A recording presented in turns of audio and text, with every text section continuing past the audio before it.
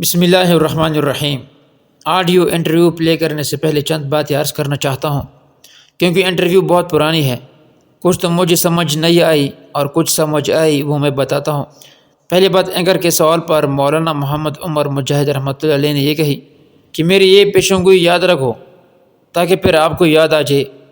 एंकर ने कहा कि उसामा बिन लादेन ने इस बात की वजाहत की, अगर हालात ख़राब हो जाए अमेरिका न्यूक्लियर और एटमी असलहा इस्तेमाल करेगा। इस बात पर आपकी क्या राय है कि मेरी ये पेशेंगोई याद रखो ताकि फिर आपको याद आ जाए। एंकर ने कहा कि उसामा बिन लादेन ने इस बात की वजाहत की, अगर हालात ख़राब हो जाए अमेरिका न्यूक्लियर और एटमी असलहा इस्तेमाल करेगा। इस बात पर आपकी क्या राय है? जिस पर मौलाना मोहम्मद उमर मुजाहिद ने कहा, यह जंग असलहों की नहीं बल्कि नुसरत इलाही की है। इसी बात को मौलाना मोहम्मद उमर मुजाहिद ने कहा कि याद रखो, आजकल जो सोशल मीडिया पर एक किस्म की आह बका है, अफ़गानिस्तान फोर्सेस सरेंडर क्यों हुए, हालांकि उनकी तादाद सहूलियात तालिबान से बहुत ज़्यादा है और ज़्यादा ताकत के बावजूद शिकस्त से दूचार हो गए। ये बात याद रखो कि मुसलमानों ने आज तक ईमान और रूहानियत की बुनियाद पर जंगी जीती हैं, तादाद की बुनियाद पर नहीं।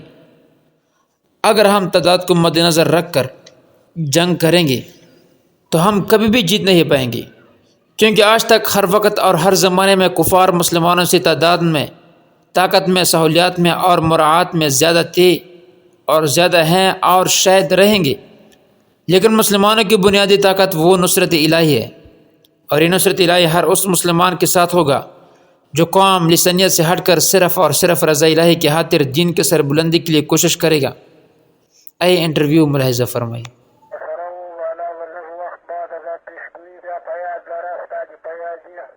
ښاغلي اسامه بن لادن ګواښ کړی و چې که چیرې اړتیا شوه پر امریکا به اټومي وسله کاروي یا بیولوژیکي وسلې او کیمیاوي نه به کار اخلي.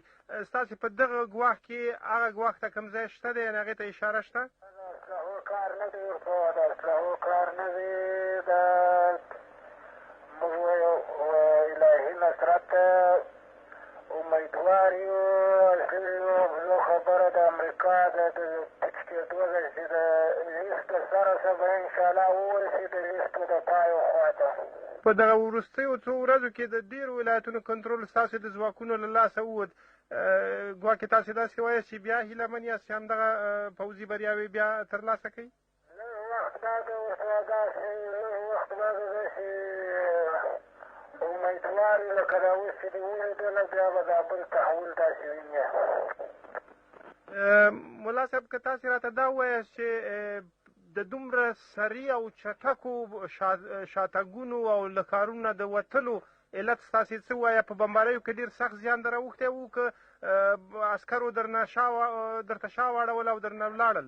ما ته وویل چې دا د عالي کار د عالي رنګېدو په ضمن کې یو کار دی. د طالبانو هم شاید یو څه خطای و، شیان به ځینې شوي د دې د صفایي لپاره دا خورا یو غټ کار دی. په ضمن کې دا هم را روان دی. دا موږ نه چې موږ منو کې خامخا شاید د طالبانو صوبو مرکز دغه مسؤلیتونه ورته راجع شوي. خدای تعالی د ګناه ویښوي، خو دا د لوی تحول په ضمن کې یو تحول دی بېرته روان دی په دې بل طرف باندې. سره د دې چې ستاسې له ګډون سره مخالفت شوی دی، که داسې یوه اداره جوړېږي په راتلونکي کې چې ستاسې ځینې ځواکونه پکې ګډون وکړي او د طالبانو یا منځلارو طالبانو په نمایندګۍ، تاسې به د هغې مخالفت وکړئ؟ طالب منځلاري نشته، طالب وګوره، منځلاري وګوره، موږ ټول د طالبان ټولو منځلاري دي. دا خو افراط و تفریط موضوع